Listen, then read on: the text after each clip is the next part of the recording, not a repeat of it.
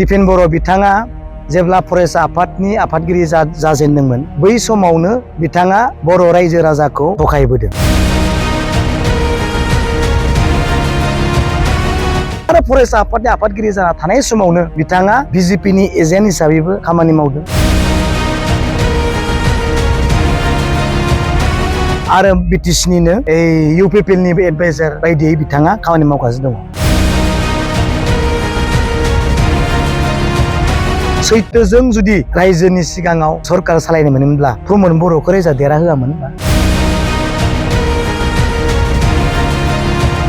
Grassroot लेभेलनिफ्राय लानानै एकदम एबसुनि आफादगिरिसिम थगायनाय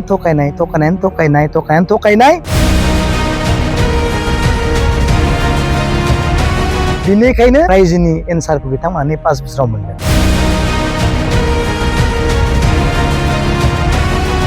जोंहा बे 40 नं बिधान सभा जोंहा रियन सार दैमारिनिनोखा, रावनिबो नङा।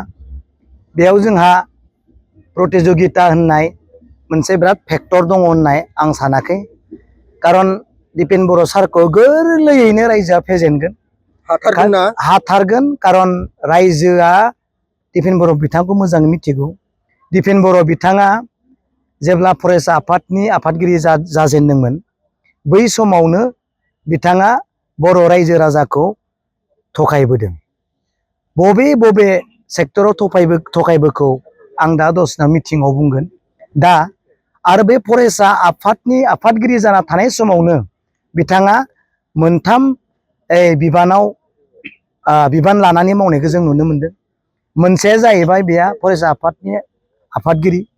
आरो बे गोथार फरायसा आफादनि आफादगिरि जाना थानाय समावनो बिथाङा बिजेपिनि एजेन्ट हिसाबैबो खामानि मावदों। बिनि फोरमाना दंखायो।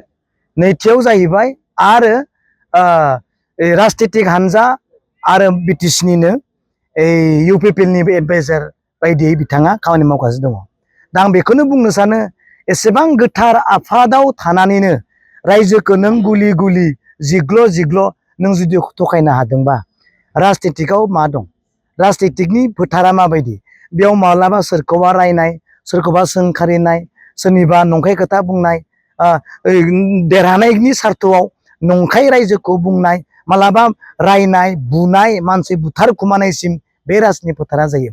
अब्ला बे जायगायाव फैनानै दिपेन बर' बिथाङा बेसेबांदि रायजोखौ थगायगोन रायजोनि साननानै नाय आरो बिबसना खालाम। बेनिखायनो बेबायदि थगायसुला दुगामारा सालदुं सुलथुब दैदेनगिरिफोरखौ रायजोआ सिनायनो बाखि गैया। बेनिखायनो गोरलैयैनो रियन दैमारि सारा देरहागोन होननानै जोङो बयबो मिथिगौ आरो बेयाव खुनु कन्टेस्ट जानाय नङा। गमामायैनो जुदि प्रमद बर' बिथांनि दैदेननाय सरकारा गोथार, मोजां, रायजोखौ सन्थुस खालामनो हानाय, सैथोजों जुदि रायजोनि सिगाङाव सरकार सालायनो मोनोमोनब्ला प्रमद बर'खौ रायजोआ देरहा होआमोन।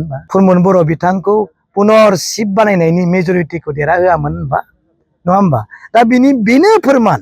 जों गोबां खोथा बुंनांलायगौआनो गैया जे रायजोखौ थगायनायनि थाखायनो, दुगा आरो खुगानि थाखायनो, थगायसुलानि थाखायनो रायजोआ 5 बोसोरावनो प्रमद बर'नि सरकारखौ बिदाय होदों।